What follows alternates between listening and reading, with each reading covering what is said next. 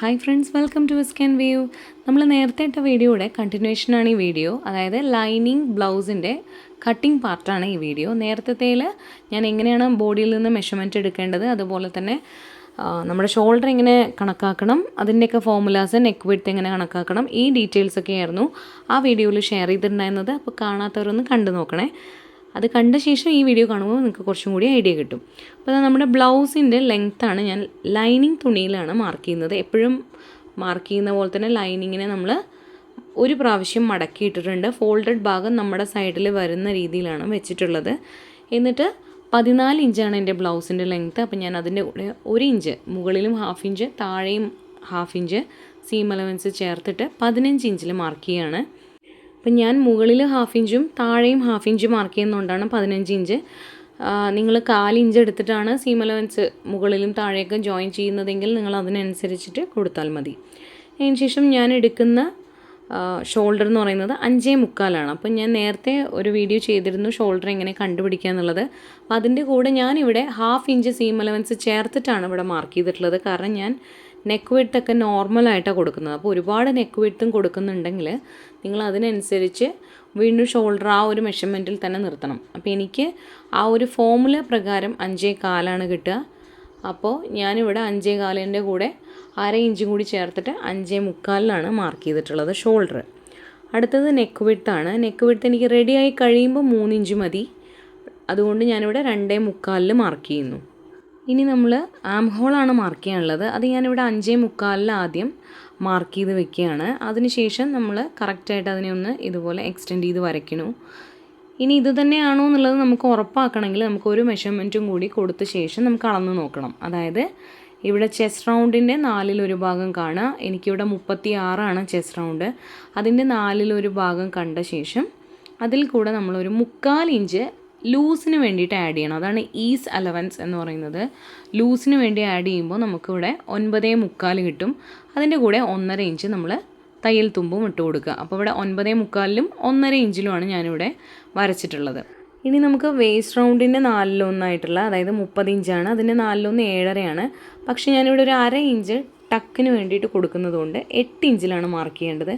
വേസ്റ്റിൽ നമ്മൾ ചെസ്റ്റിൽ കൊടുത്ത പോലെ ലൂസ് നമ്മൾ ആഡ് ചെയ്യുന്നില്ല. ഒരു ഫിംഗർ നമ്മൾ ടേപ്പിൻ്റെ ഉള്ളിലിട്ടിട്ടാണ് ബോഡിയിൽ നിന്ന് നമ്മൾ മെഷർമെൻറ്റ് എടുക്കുന്നത്. അപ്പോൾ ഒരുപാട് ടൈറ്റ് ആയിരിക്കില്ല, എന്നാൽ അത്യാവശ്യം ടൈറ്റും കൂടി നമുക്കവിടെ വേണ്ടതുകൊണ്ട് നമ്മളിവിടെ 7.5 തന്നെയാണ്. അതിൻ്റെ കൂടെ 1/2 ഇഞ്ച് ടക്കിന് വേണ്ടി മാർക്ക് ചെയ്യുന്നു. അതിൻ്റെ കൂടെ നമ്മളൊരു 1.5 ഇഞ്ച് സീം അലവൻസ് മാർക്ക് ചെയ്തിട്ട് സൈഡ് ഇങ്ങനെ ജോയിൻ ചെയ്ത് വെച്ചു. അതിന് ശേഷം നമ്മളുടെ ഈ 8 ഇഞ്ചിൻ്റെ പകുതിയായിട്ടുള്ള 4 ഇഞ്ചിൽ ഒന്ന് മാർക്ക് ചെയ്യുക. എന്നിട്ട് ടക്ക് മാർക്ക് ചെയ്യാനാണ്. അതിൻ്റെ ഒരു ഹൈറ്റ് നമുക്ക് ഒരു 3.5 ഇഞ്ചിൽ നമുക്ക് മാർക്ക് ചെയ്ത് കൊടുക്കാം. എന്നിട്ട് ഒരു 1/4 ഇഞ്ച് ലെഫ്റ്റിലോട്ടും റൈറ്റിലോട്ടും മാർക്ക് ചെയ്തിട്ട് നമുക്ക് ടക്കൊന്ന് വരച്ചെടുക്കാം. അപ്പോൾ ചില ആൾക്കാർ ടക്ക് ഇടാതെയും ചെയ്യും. അങ്ങനെയാണെങ്കിൽ നിങ്ങൾ നിങ്ങളുടെ വേസ്റ്റ് റൗണ്ടിന് 4/1 മാത്രം ഇവിടെ മാർക്ക് ചെയ്താൽ മതി. അപ്പോൾ ഞാനിവിടെ 1/4 ഇഞ്ചിൻ്റെ ടക്കാണ് 2 സൈഡിലേക്കും അങ്ങനെ കൊടുത്തിട്ടുണ്ട്. ഇനി നമുക്ക് നെക്ക് വിഡ്ത്ത് മാർക്ക് ചെയ്ത് കൊടുക്കണം. ബാക്കിൽ ഞാൻ 8 ഇഞ്ചാണ് ഇറക്കുന്നത്. അപ്പോൾ മുകളിലെ സീം അലവൻസ് ആയിട്ടുള്ള ആ 1/2 ഇഞ്ച് കഴിഞ്ഞിട്ട് ഞാനൊരു 7.25 മാർക്ക് ചെയ്യുന്നു. നെക്ക് വിഡ്ത്ത് 2.25 തന്നെയാണ്. സാധാരണ ഒരു യു നെക്കാണ് കൊടുക്കുന്നത് കേട്ടോ.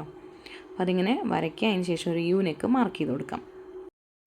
ഇനി നമ്മൾ ആം ഹോൾ വരയ്ക്കുകയാണ്. അപ്പോൾ ഈ ആം ഹോളിൻ്റെ ഭാഗത്തൊന്ന് ശ്രദ്ധിച്ചോളൂ. നമ്മൾ ഇപ്പോൾ എടുത്ത 5.25 നേരെ പകുതിയിലൊന്ന് മാർക്ക് ചെയ്തു. അതിന് ശേഷം അതിനുശേഷം ഇതുപോലെ ഒരു ആം ഹോൾ കേർവ് ഉണ്ടെങ്കിൽ അത് നല്ലതാണ്. ഇതേപോലെ അതിൻ്റെ ഒരു നമ്മളത് വെക്കുന്ന രീതി ഒന്ന് ശ്രദ്ധിച്ചാൽ മതി. ആ മുകളിലെ ഷോൾഡർ ലൈനിൽ നിന്ന് കണ്ടില്ലേ, ഒരു 1/2 ഇഞ്ച് അങ്ങോട്ട് നീക്കിയിട്ട് വെക്കുക.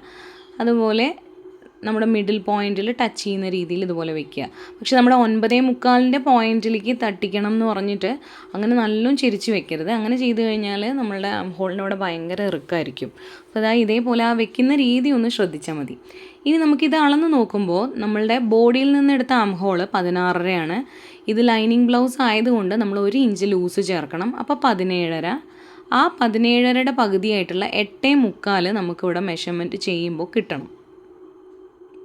അപ്പോൾ ഞാൻ ഇതുപോലെ വെച്ച് നോക്കുകയാണ്. ഇവിടെ നമ്മൾ വെച്ച് നോക്കുമ്പോൾ നമുക്കൊരു 9 സംതിങ് ഉണ്ട്. അപ്പോൾ നമുക്ക് അത്ര തന്നെ വേണ്ട. അപ്പോൾ നമ്മൾ എന്ത് ചെയ്യുക, ഒരു 1/4 ഇഞ്ച് നമ്മൾ ഈ ഒരു ആം ഹോളിനെ ഒന്ന് കയറ്റി വരച്ച് നോക്കുക. എന്നിട്ട് വീണ്ടും നമ്മൾ ആ വരയിൽ നിന്നുള്ള നമ്മുടെ ആം ഹോളിൻ്റെ പകുതി മാർക്ക് ചെയ്യുക. എന്നിട്ട് ഫ്രഞ്ച് കർവ് വെച്ചിട്ട് ഇതുപോലെ വരച്ച് നോക്കുമ്പോൾ നമുക്ക് ഏകദേശം 8.25 കിട്ടുന്നുണ്ട്. ഇനി നമുക്കപ്പോൾ ഇത് കട്ട് ചെയ്തെടുക്കാം. ഓക്കെ.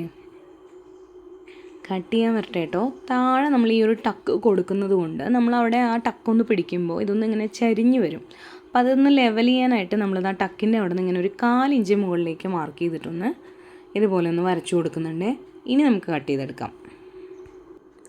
ഇനി നമുക്ക് കട്ട് ചെയ്തെടുത്ത ശേഷം ഇതിൻ്റെ സ്റ്റിച്ചിങ് പോയിൻറ്റ് അതുപോലെ തന്നെ ഡാർട്ടിൻ്റെ പോയിൻറ്റൊക്കെ നമുക്കൊന്ന് നോച്ചസ് ഇട്ട് കൊടുക്കുകയാണെങ്കിൽ നമുക്ക് സ്റ്റിച്ച് ചെയ്യുന്ന സമയത്ത് കുറച്ചും കൂടി എളുപ്പമായിരിക്കും. അതായത് ഇതേപോലെ നമ്മൾ ഹോളിൻ്റെ അവിടെ അതുപോലെ താഴെ പിന്നെ നമ്മുടെ ഡാർട്ടിൻ്റെ സെൻറ്റർ പോയിൻറ്റ്. ഇനി നമുക്ക് ഡാർട്ടൊന്ന് അപ്പുറത്തെ സൈഡിലേക്ക് മാർക്ക് ചെയ്യാനായിട്ട് ഒന്നുകിൽ ഇതുപോലെ ട്രേസിങ് വീൽ യൂസ് ചെയ്യാം, അതല്ലെങ്കിൽ നമ്മളെ കത്രികയോ എന്തെങ്കിലും ഒരു ഷാർപ്പായിട്ടുള്ള ഒരു സാധനം കൊണ്ട് അതിൻ്റെ പോയിൻ്റ് ഒന്ന് മാർക്ക് ചെയ്ത് കൊടുത്താലും മതി. ഇതുപോലെ കുത്തിയിട്ട് നമ്മൾ ഇപ്പുറത്തേക്ക് നോക്കുമ്പോൾ അതിൻ്റെ ഒരു ഇമ്പ്രഷൻ വന്നിട്ടുണ്ടാവും. നമ്മൾ അപ്പം തന്നെ അതൊന്ന് വരച്ചെടുക്കുകയാണെങ്കിൽ നമുക്ക് കുറച്ചും കൂടി എളുപ്പമായിരിക്കും സ്റ്റിച്ച് ചെയ്യുന്ന സമയത്ത്. അപ്പോൾ നെക്സ്റ്റ് വീഡിയോയിലാണ് ഇതിൻ്റെ ഫ്രണ്ട് പാർട്ട് കട്ടിങ് കാണിക്കുന്നത്. അപ്പോൾ സബ്സ്ക്രൈബ് ചെയ്യാത്തവരൊന്ന് സബ്സ്ക്രൈബ് ചെയ്തിട്ട് സപ്പോർട്ട് ചെയ്യണേ. ബൈ.